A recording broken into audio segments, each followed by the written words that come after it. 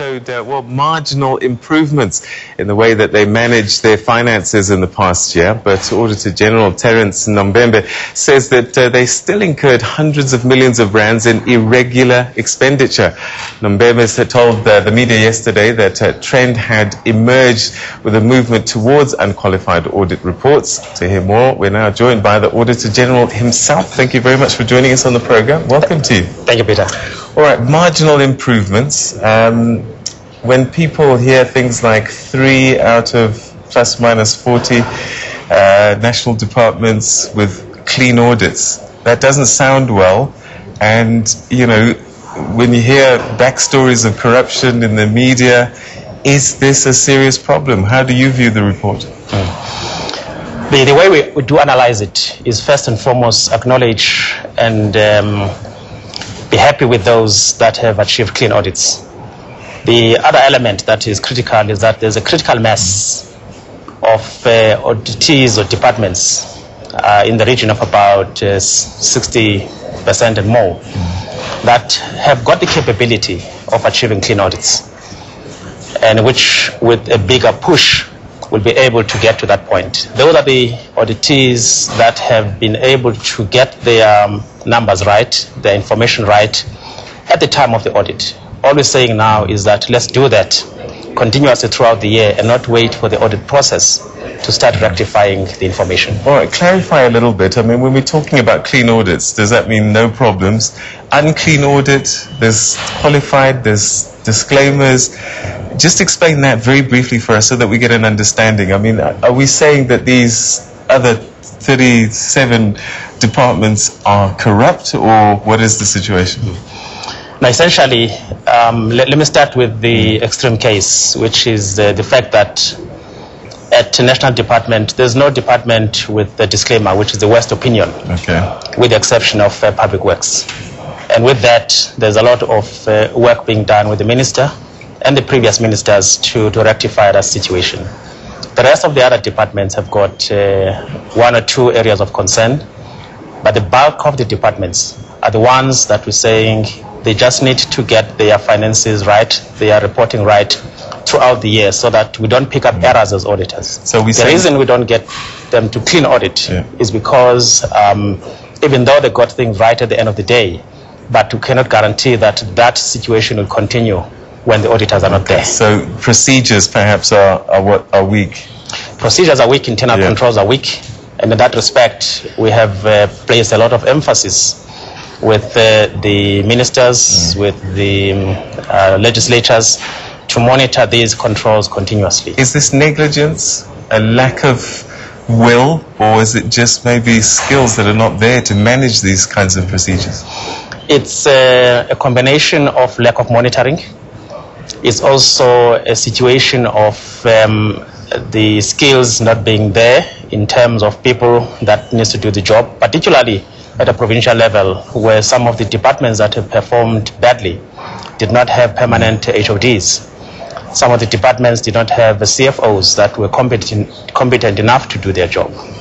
And in other instances, even the assistance by the internal auditors and audit committees did not have adequately experienced internal auditors or audit committees to monitor the situation. So monitoring essentially is a key thing. Now, if these were private companies or public listed companies, people would be fired. Is there any kind of censure where things completely are not managed properly? You've mentioned Public Works, and for you not to issue an opinion suggests that there are very, very serious problems. Yes, there are serious problems in that instance, you're right. And that's why I'm emphasizing monitoring. I guess before you do the firing, you need to know what you're firing for. That's why I would advocate that let's first get the situation of proactive management, proactive monitoring, so that people that really seriously and just deliberately do not do what is right can then be taken to task knowing the facts. Otherwise, you get to a point where you suspend people, you get to disciplinary actions, and it just becomes an endless process because you don't have the facts. Taxpayers may be wondering, excuse me, may be wondering, have we lost money in the process? Has government lost money as a result of the weaknesses that we see here? No, we're not talking about losing money here, but we're talking about the tendency not to follow due process in doing a business. And that is why we're saying the internal control weaknesses give us and subject the government to the risk of losing money. There are instances where money could have been lost, but here we are facing a situation where money could be lost and not be identified in time.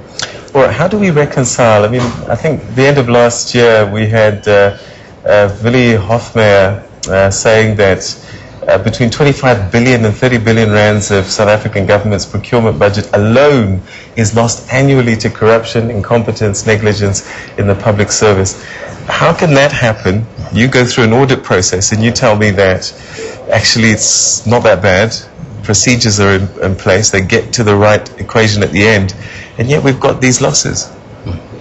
Yeah, I think that's important to put also in perspective, that when we identify these risks and these weaknesses in controls, there are control weaknesses in financial management.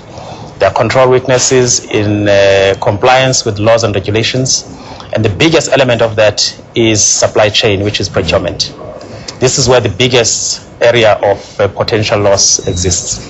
There's another area that we are identifying and auditing intensively this time around, the controls over computer systems.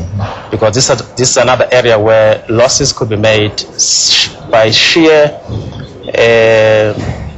fact of people having access to computer systems of government in an unauthorized manner. And in that respect, get assets of government to be lost. All right. Yes. So, final word, I guess, is concern. But certainly there are marginal improvements, but work still needs to be done. A lot of work still needs to be done. And I must say that these concerns are serious concerns, because they do pose a risk of government resources being maladministered. And that is why we say until such time as we get to the clean audit situation where controls are strong, we stand the risk of getting surprises from time to time as government. All right, we're going to have to leave it there. Thank you very much indeed, Mr. Auditor General Terence Nombembe. Thank you.